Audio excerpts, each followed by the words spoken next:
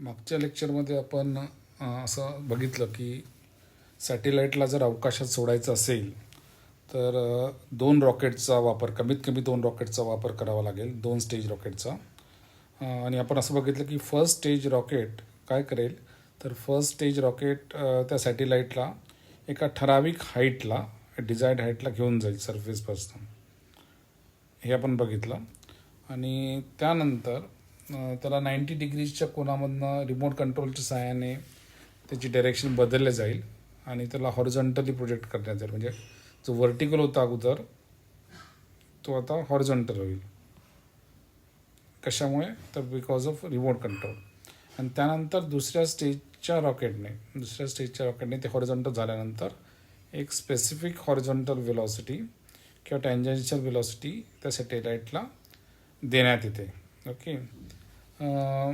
आपण असं पण बघितलं की समजा ती स्पेसिफिक व्हेलॉसिटी जी आहे, टँजेन्शियल व्हेलॉसिटी आहे, that is enough for the satellite to revolve in a circular path and that's velocity is called as a critical velocity किंवा ऑर्बिटल व्हेलॉसिटी. म्हणजे जर हा जी टँजेन्शियल व्हेलॉसिटी आहे, ही टँजेन्शियल व्हेलॉसिटी जर, किंवा आपण त्याला VH असं म्हणू, VH आहे, जर तो व्हेलॉसिटी अशी असेल की हा जो सॅटेलाईट आहे हा सर्क्युलर पाथला जाईल, म्हणजे टँजेन्शियल व्हेलॉसिटी अशी असेल की हा जो सॅटेलाईट आहे हा असा सर्क्युलर पाथला जाईल, तेव्हा आपण त्या टँजेन्शियल व्हेलॉसिटीला क्रिटिकल व्हेलॉसिटी असे म्हणतो. तर VH is equal to VC म्हणजे क्रिटिकल व्हेलॉसिटी. कधी, जेव्हा तुमचा ऑर्बिट हा सर्क्युलर आहे, किंवा इन अदर वर्ड्स जेव्हा आपल्याला त्या सॅटेलाईटला सर्क्युलर ऑर्बिटमध्ये फिरवायचं आहे तेव्हा ती हॉरिझॉन्टल व्हेलॉसिटी ही क्रिटिकल व्हेलॉसिटी इतकी असली पाहिजे.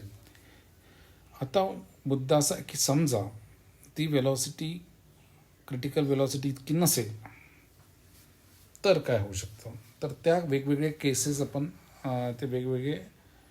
आपण स्टडी करणार आहोत. केस नंबर 1 बघा.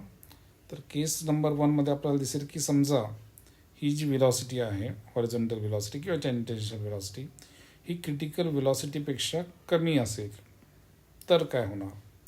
क्रिटिकल व्हेलॉसिटीपेक्षा कमी असेल तर काय होणार, तर काय दिले बघा.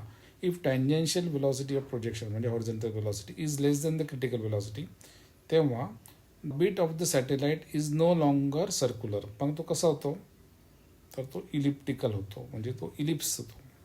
आता हे आपल्याला या आकृतीमध्ये पण कळेल की, आणि हे अगोदरच्या आकृतीमध्ये जास्त क्लिअर होईल की जेव्हा हा जो VH आहे हा क्रिटिकल व्हेलॉसिटीपेक्षा कमी आहे तेव्हा मात्र हा ऑर्बिट सर्क्युलर न राहता इलिप्स होतो, इलिप्स होतो. आणि फक्त इलिप्स होतं असं नाही, तर तो जो अर्थ आहे तो त्या इलिप्सचा एक फोकस होतो. म्हणजे आपल्याला माहिती आहे की इलिप्समध्ये 2 फोकस असतात, त्यातला एक फोकस हा अर्थ होतो. म्हणजे हा झाला तुमचा फोकस ऑफ द इलिप्स.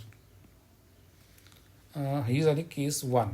केस 1 काय, जेव्हा तुमची हॉरिझॉन्टल व्हेलॉसिटी क्रिटिकल व्हेलॉसिटीपेक्षा कमी असेल. केस 2 आता असं आपण बघू की, अच्छा आपण अगोदरच बघितलं की समजा ती इक्वल्स टू क्रिटिकल व्हेलॉसिटी असेल तर मात्र आपण बघितलं की तो सर्क्युलर ऑर्बिटमध्ये स्टेबल सर्क्युलर ऑर्बिटमध्ये तो सॅटेलाईट फिरतो. जो आपण हा जी केस आहे, it is moving in a circle when it is equal to critical velocity. आता असं लक्षात घ्या की हॉरिझॉन्टल व्हेलॉसिटी ही क्रिटिकल व्हेलॉसिटीपेक्षा जास्त आहे, परंतु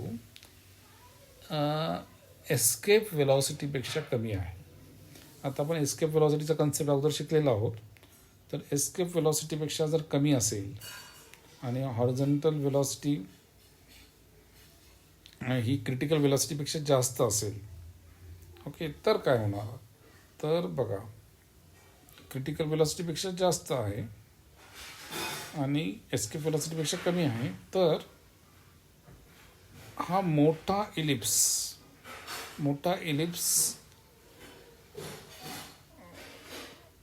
हा ऑर्बिट झाला. ऑर्बिट कुठला झाला? मोठा एलिप्स झाला. ओके, सो हा पण इलिप्स होतो, परंतु it becomes a ellipse with a larger round. Okay,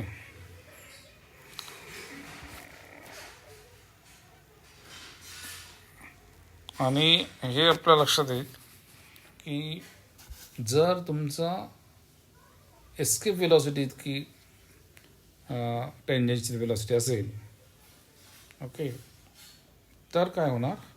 आता एस्केप वेलॉसिटीपेक्षा जास्त असले म्हणजे काय झालं, तर अर्थातच तो एस्केप होणार, म्हणजे सॅटेलाईट हा एस्केप होणार अर्थच्या ग्रॅव्हिटेशनल फील्डमधनं, आणि तो असं काही गोलाकार फिरणार नाही.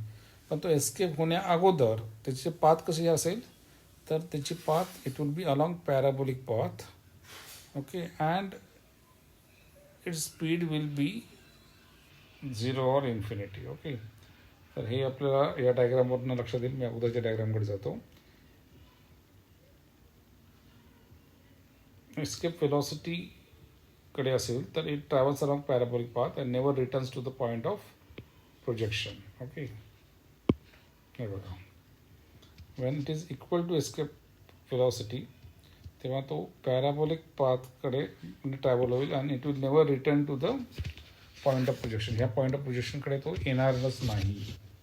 ओके, आता जर एस्केप वेलॉसिटीपेक्षा जास्त असेल तर आपल्याला असं दिसेल की than it becomes a hyperbola, the path becomes hyperbola.